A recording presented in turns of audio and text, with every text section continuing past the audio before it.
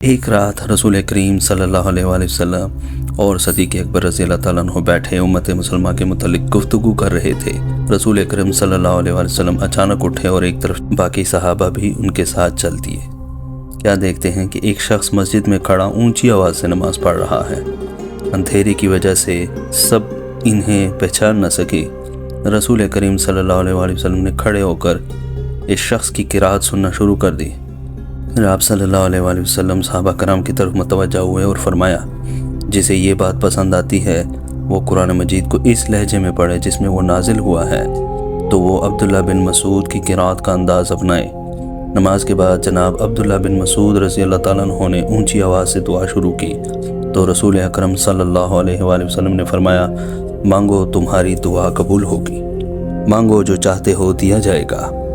حضرت عمر رضی اللہ تعالیٰ عنہ فرمانے لگے، میں نے دل میں کہا، اللہ کی قسم میں صبح اس واقعے کی اطلاع دوں گا کہ رسول کریم صلی اللہ علیہ وآلہ وسلم تیری دعا پر آمین کہتے رہے ہیں۔ حضرت عمر رضی اللہ تعالیٰ عنہ صبح سویرے انہیں خوشخبری دینے کے لیے گئے تو کیا دیکھتے ہیں کہ حضرت ابو بکر صدیق رضی اللہ تعالیٰ عنہ وہاں ان سے پہلے ہی پہنچ کر خوشخبری سنا چکے تھے۔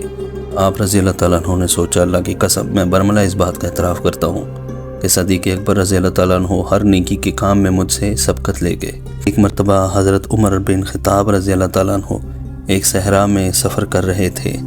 رات بہت تاریک تھی۔ دوران سفر ایک قافلہ ملا، اس میں حضرت عبداللہ بن مسعود رضی اللہ تعالیٰ عنہ بھی شامل تھے۔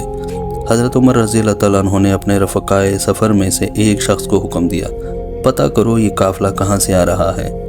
جب ان سے یہ پوچھا گیا کہ تم کہاں سے آ رہے ہو، جواب ملا، دور دراز کی جگہ سے۔ دوسرا سوال ہوا، کہاں کا ارادہ ہے؟ جواب ملا، بیت اللہ شریف کا۔ اس عمدہ جواب سے حضرت عمر رضی اللہ تعالیٰ عنہ سمجھ گئے کہ اس قافلے میں کوئی جید عالم موجود ہے، لہٰذا ان سے کچھ مزید سوالات کیے جائیں۔ سوال کیا کہ قرآن مجید کی کون سی آیت سب سے بڑی ہے؟ جواب ملا، آیت الکرسی۔ دوسرا سوال کیا، قرآن مجید کی کون سی آیت سب سے محکم ہے؟ جواب ملا، سورہ النحل۔ بلا شبہ اللہ انصاف اور احسان کرنے والوں اور رشتہ داروں کو مالی مدد دینے کا حکم کرتا ہے۔ تیسرا سوال کیا، قرآن مجید کی کون سی آیت سب سے زیادہ جامع ہے؟ جواب ملا، جو ذرا بھر نیکی کرتا ہے اور اس کو دیکھ لے گا، اور جو ذرا بھر برائی کرتا ہے وہ بھی اسے دیکھ لے گا۔ چوتھا سوال کیا، قرآن مجید کی کون سی آیت سب سے زیادہ خوف دلانے والی ہے؟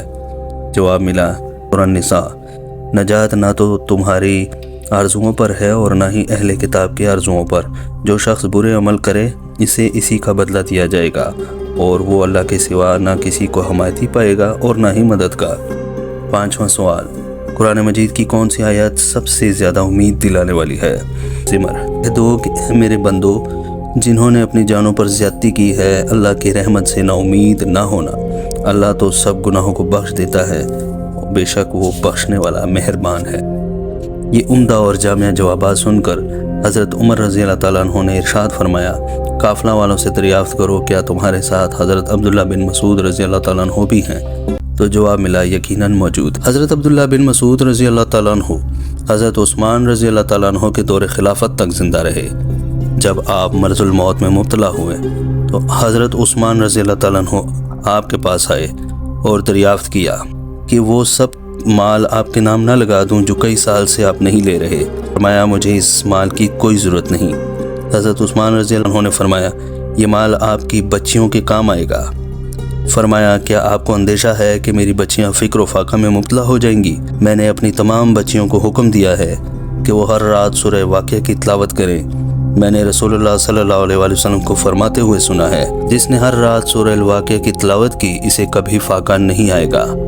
جب رات ہوئی تو حضرت عبداللہ بن مسعود رضی اللہ تعالیٰ عنہ اللہ کو پیارے ہو گئے۔ نزا کے وقت آپ کی زبان پر ذکر الہی جاری تھی۔